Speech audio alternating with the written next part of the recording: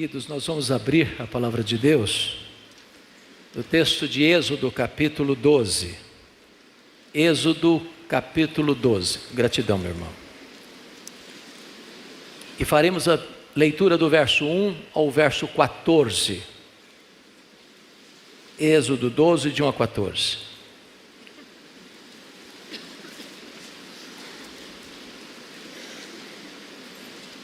Está escrito assim na palavra de Deus: Disse o Senhor a Moisés e a Arão na terra do Egito: Este mês vos será o principal dos meses, será o primeiro mês do ano. Falai a toda a congregação de Israel, dizendo: Aos 10 deste mês, cada um tomará para si um cordeiro, segundo a casa dos pais, um cordeiro para cada família. Mas se a família for pequena para um cordeiro, então convidará ele o seu vizinho mais próximo, conforme o número das almas, conforme o que cada um puder comer. Por aí calculareis quantos bastem para o cordeiro. O cordeiro será sem defeito, macho de 1 ano. Podereis tomar um cordeiro ou um cabrito. E o guardareis até o 14º dia deste mês. E todo o ajuntamento da congregação de Israel o imolará no crepúsculo da tarde. Tomarão do sangue e o porão em ambas as ombreiras e na verga da porta, nas casas em que o comerem. Naquela noite, comerão a carne assada no fogo, com pães asmos e ervas amargas a comerão. Não comereis do animal nada cru, nem cozido em água, porém assado ao fogo, a cabeça, as pernas e a fissura.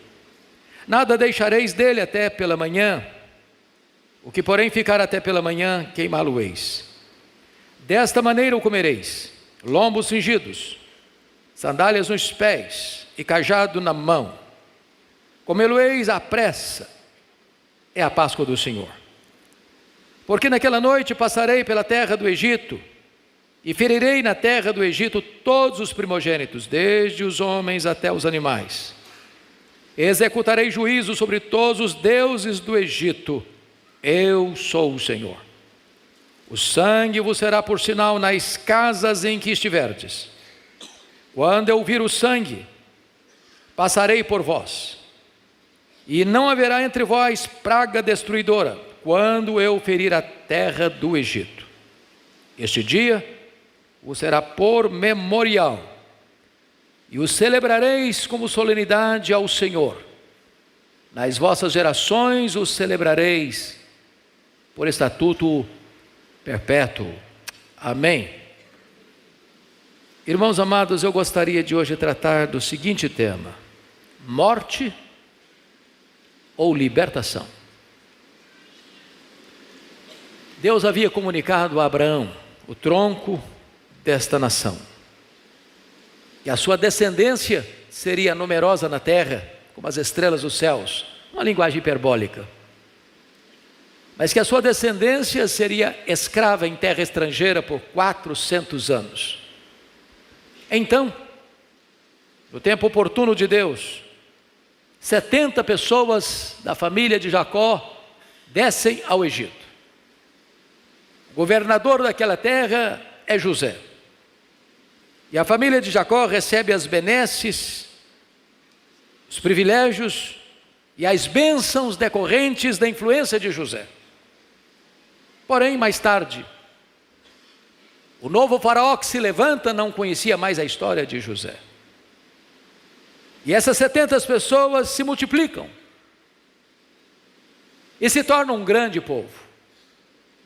E então a descendência de Abraão, de Jacó, de José, os patriarcas de Israel passam a ser oprimidos em terra estrangeira. Trabalhos forçados, o chicote impiedoso, a opressão. Mais tarde diz a Bíblia que Faraó toma uma medida para conter o crescimento dos israelitas, dando ordem às parteiras para matar todas as crianças do sexo masculino, o que elas não obedeceram. Vendo-se traído, Faraó toma outra medida mais radical. Ordena que as crianças do sexo masculino, ao nascerem, sendo hebreias, fossem lançadas no Nilo. Mas ninguém pode deter o braço onipotente de Deus. Então, nessa conjuntura, Deus providencia para que uma criança destinada a morrer no Nilo fosse resgatada das águas do Nilo para ser o libertador de Israel. A Bíblia diz que Deus viu a aflição do seu povo, que Deus ouviu o clamor do seu povo e que Deus desceu para libertar o seu povo. E Deus envia Moisés ao Egito com a ordem expressa a Faraó: deixa meu povo ir.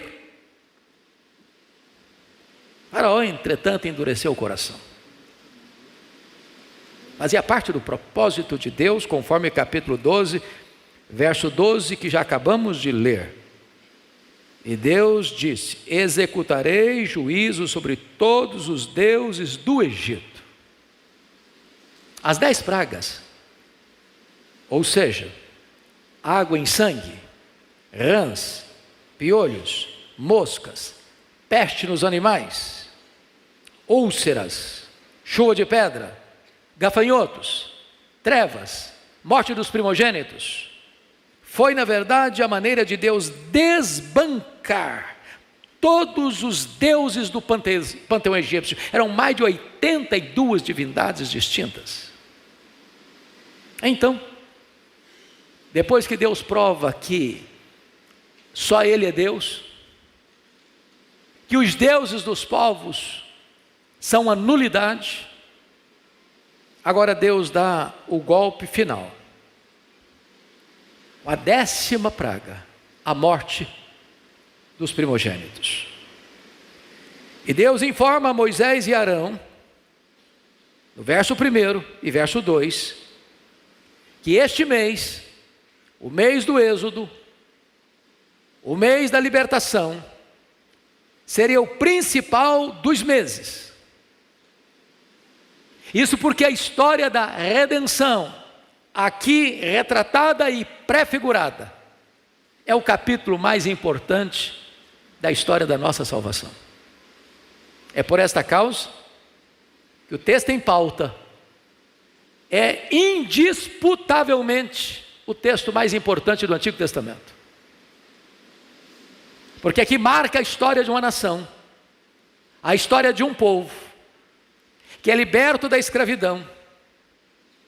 E Deus retrata essa libertação apontando para a cruz, para o Cordeiro de Deus, o Cordeiro Imaculado, que verteria o seu sangue.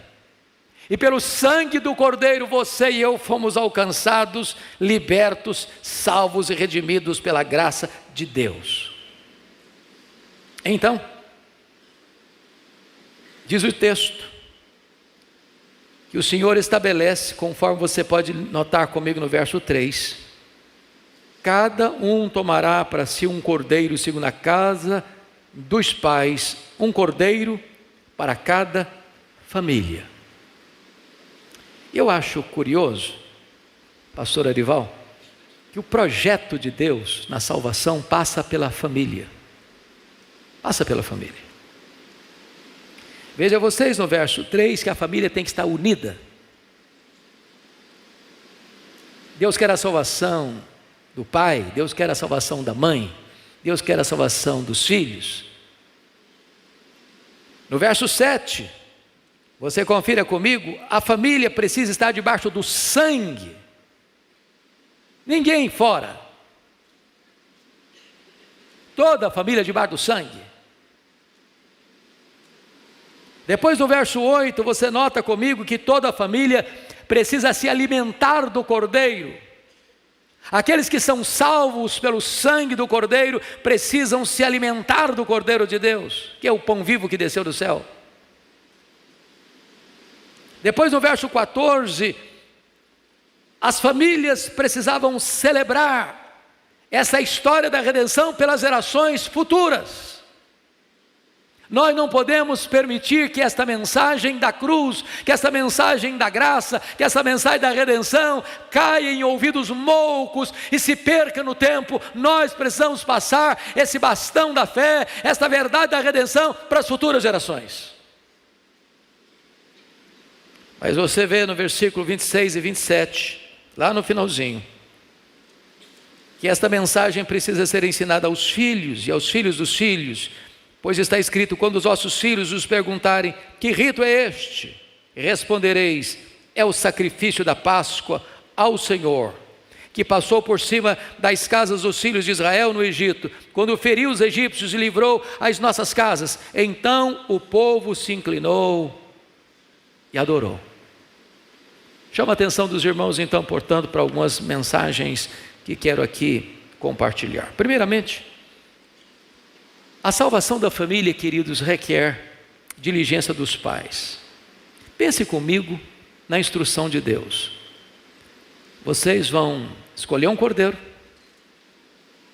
vocês vão imolar o cordeiro, vocês vão passar com molho de sopo o sangue do cordeiro nos batentes das portas.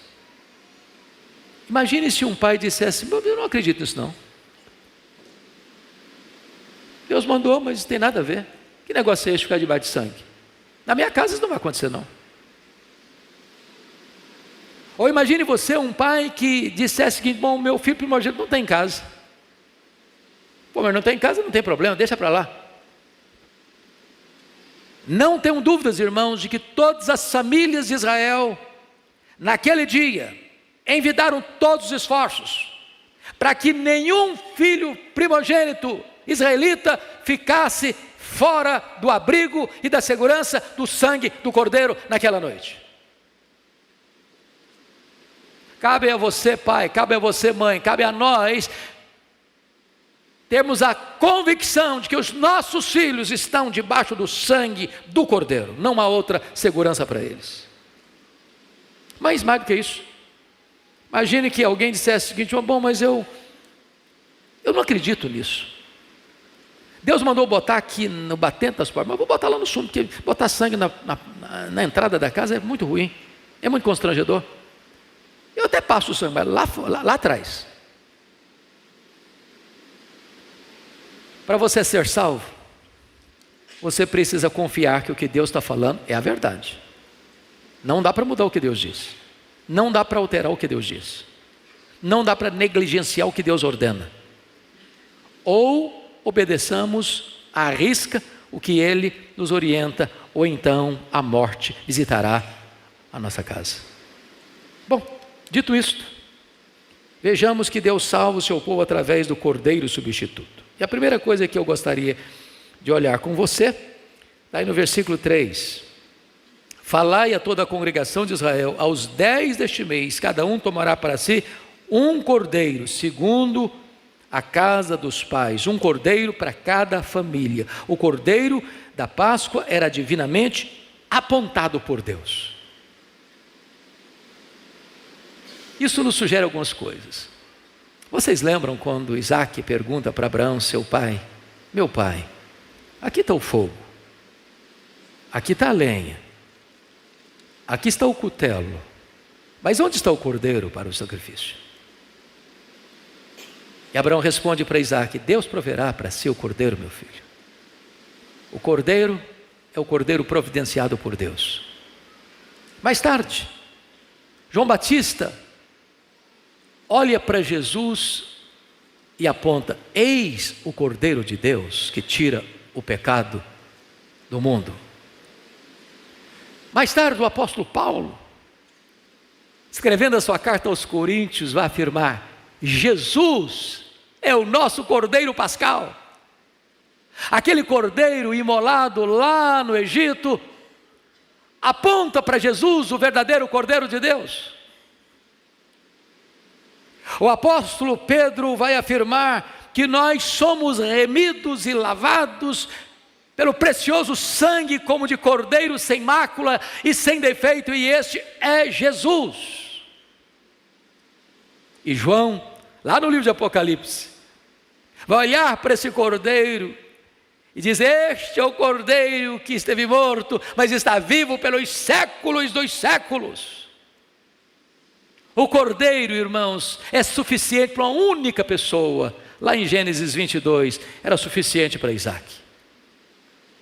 Aqui em Êxodo capítulo 12, o cordeiro é suficiente para uma família. Em Isaías 53, o cordeiro é suficiente para uma nação inteira. Mas em João 1:29, o cordeiro é suficiente para o mundo inteiro. Eis o Cordeiro de Deus que tira o pecado do mundo. Louvado seja o Senhor. Quem é esse cordeiro? Em primeiro lugar, versículo 5, confira comigo. Ele é o cordeiro sem defeito. O cordeiro será sem defeito. E por que esse cordeiro não podia ter defeito? Porque esse cordeiro era um símbolo, era um emblema, era uma sombra, apontava para outro alguém, e esse outro alguém é Jesus, o Filho de Deus, o Cordeiro de Deus, que não tem defeito, nele não tem pecado, não havia dolo em sua boca, não havia transgressão em seus lábios, não havia mácula em sua vida. Até mesmo Judas Iscariotes, que o traiu, reconheceu que ele era inocente. Até mesmo Pilatos, que o sentenciou à pena de morte, sabia que ele não tinha culpa alguma. Este é o Cordeiro de Deus, que não tendo pecado, foi feito pecado por nós, e morreu por nós, para nos dar a vida eterna. Essa é a essência da mensagem da salvação, o Cordeiro de Deus, o Cordeiro sem defeito. Mas em segundo lugar, esse cordeiro não é apenas sem defeito. Veja comigo os versos 6 e 7, que também é o cordeiro que foi morto. Versículo 6: e toda a congregação de Israel o imolará no crepúsculo da tarde. Tomarão do seu sangue, o porão em ambas as ombreiras e vergas da porta nas casas em que o comerem. Quando diz que o cordeiro foi morto, irmãos, nós vamos entender algo. Não é o cordeiro que salva. Poderia ter um cordeiro, mas esse cordeiro escolhido, sem defeito, precisava ser o quê? Imolado. Tem muita gente que hoje pensa que ele é salvo se ele guardar determinadas normas religiosas. Outros não, eu gosto de seguir o Sermão do Monte. Se eu guardar o Sermão do Monte, eu vou ser salvo.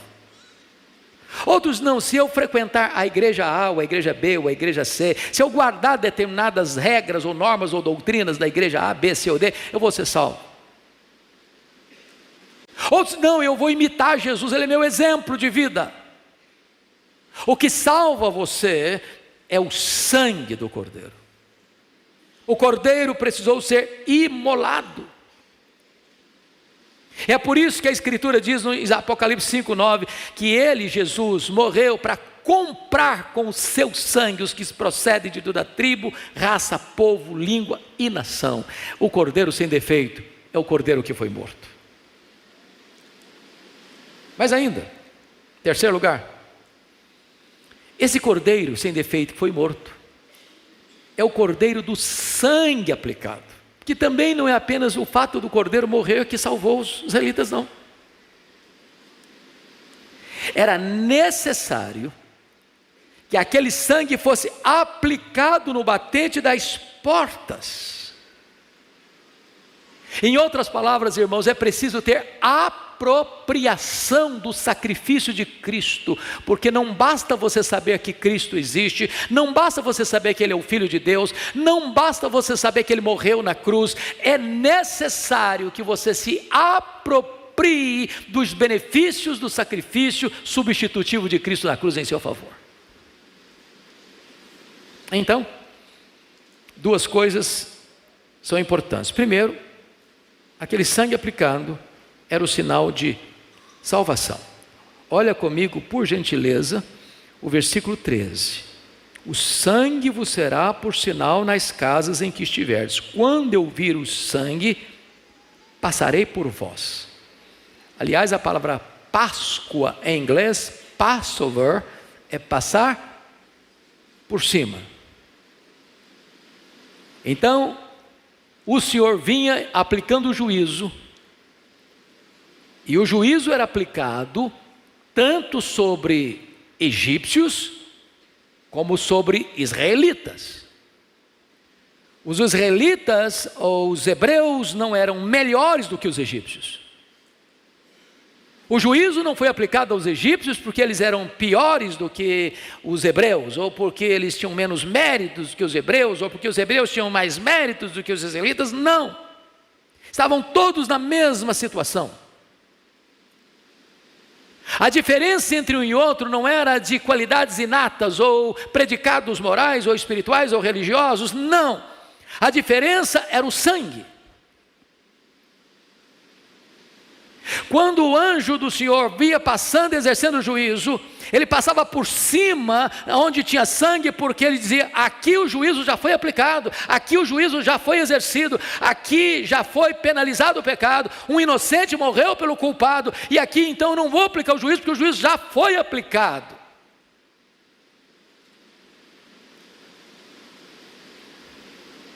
Você e eu não somos salvos por mérito pessoal. É porque um que não conheceu o pecado, se fez pecado por nós, foi imolado em nosso lugar, o inocente pelo culpado. E Deus aplicou no seu Filho o juízo que devia aplicar sobre a minha vida. Portanto, quando você crê no Senhor Jesus, você se apropria do sacrifício de Cristo Jesus, o juízo já foi aplicado na sua vida, e porque Deus aplicou o juízo no seu Filho, não aplica em você, e você está salvo. É a garantia da sua salvação. Mais do que isso, é o sinal da sua segurança. Irmãos, a essência do cristianismo é a cruz, e a essência da cruz é a substituição. Um cordeiro imaculado foi imolado no seu lugar. Jesus morreu pelos seus pecados. E é por isso que Deus, sendo justo, não julga, não pune você, porque Ele aplicou esse juízo no seu Filho, o Cordeiro substituto. E agora Ele passa por cima e não aplica juízo, exerce misericórdia. Mas em quarto lugar, o Cordeiro sem defeito, o Cordeiro que foi morto, o Cordeiro cujo sangue foi aplicado, é o Cordeiro sustentador. Versículo 8 diz: naquela noite comerão a carne assada em fogo, com pães asmos e ervas amargas. Agora, aqueles que foram salvos pelo sangue do Cordeiro, agora se alimentam do Cordeiro. Agora notem, ninguém podia se alimentar do Cordeiro sem estar debaixo do sangue do Cordeiro. Lá mais tarde, Jesus, lá no cenáculo, vai fazer a transição da Páscoa para a ceia. Hoje não tem Páscoa mais no cristianismo. Nós não celebramos mais a Páscoa. A Páscoa cumpriu-se em Cristo. E é lá no cenáculo, Jesus pega o pão e diz: este pão é o meu corpo que é dado por vós. Tomai e comei, fazei isto em memória de mim. Ele pega o copo de vinho e diz: este cálice é a nova aliança em meu sangue. Tomai e bebei dele todos, fazei isto em memória de mim, até o que eu retorne para vós. Não tem mais matança de cordeiro. Não tem mais pães sem fermento e ervas amargas. Agora, a Páscoa se cumpriu. Apontava para Cristo. Cristo é a realidade. Mas quem se alimenta de Cristo? É por isso que você não abre a ceia do Senhor para qualquer pessoa que quiser participar com sua refeição comum. É preciso estar debaixo do sangue para se alimentar do Cordeiro. E Paulo diz: aquele que come e bebe sem discernir o corpo, come e bebe juízo para si. É o Cordeiro que nos alimenta. Nós somos sustentados por Jesus.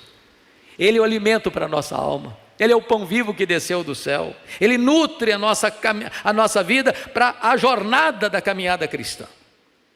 Mas, finalmente, o Cordeiro, irmãos, conforme Apocalipse 1,18, é o Cordeiro que esteve morto e está vivo pelos séculos dos séculos.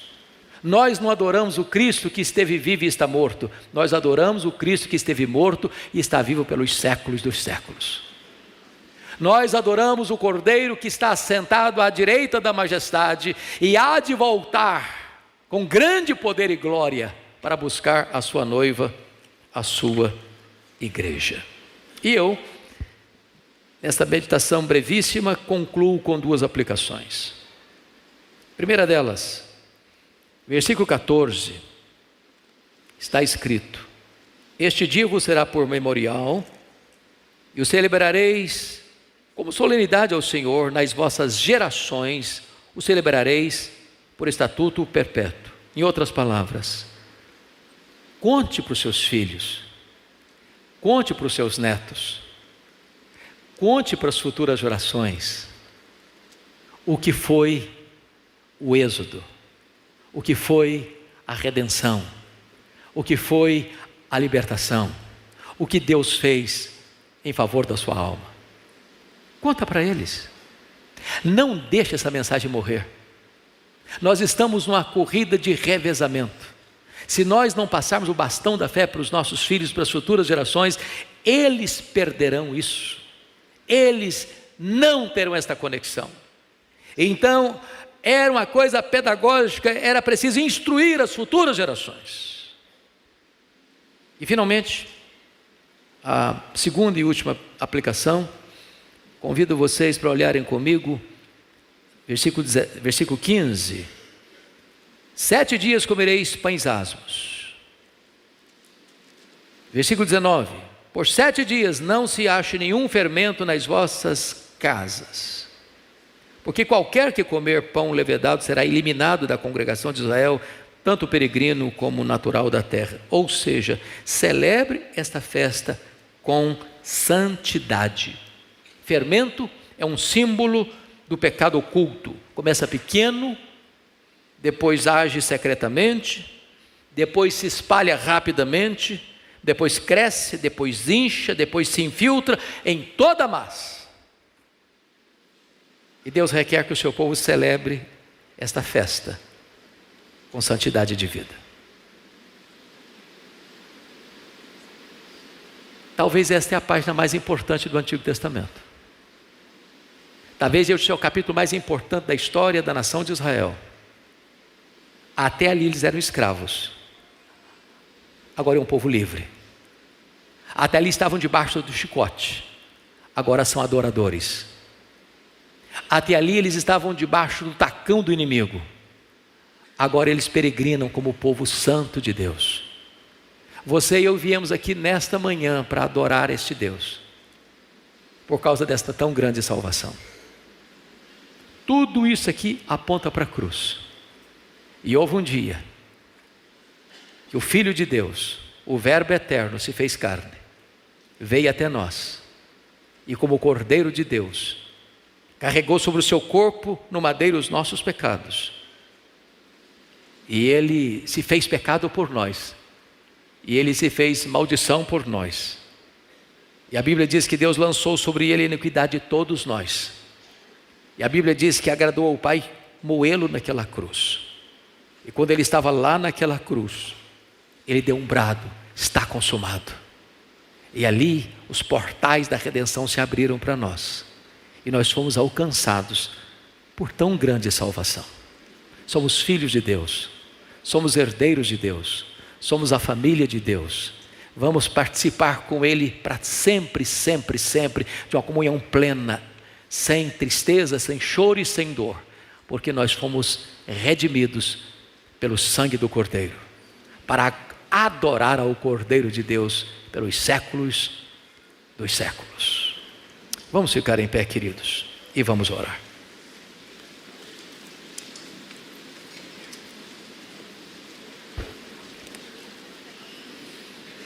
Senhor, nós te agradecemos, porque a história da redenção não começou no tempo, mas na eternidade. Nós te adoramos, porque o mundo não existia ainda, e o Cordeiro já tinha sido morto. Nos teus planos nos teus decretos eternos. Nós te adoramos, porque nunca houve um tempo, mesmo antes do tempo, em que tu recuaste em nos dar o teu filho, em não poupar o teu próprio filho, em nos entregar o teu filho, como cordeiro sem defeito, que foi imolado, verteu o seu sangue para a nossa redenção.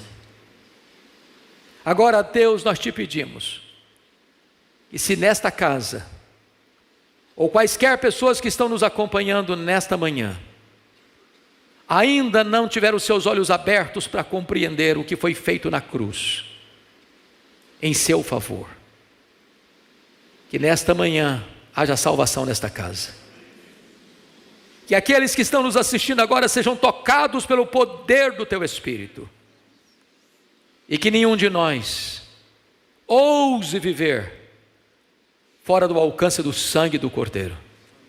Ah, meu Deus, bendito é o teu nome por tão grande salvação. Nós te adoramos por Jesus Cristo, teu Filho, nosso amado Salvador, o nosso Cordeiro substituto. É no nome dele que oramos. Aleluia. Amém.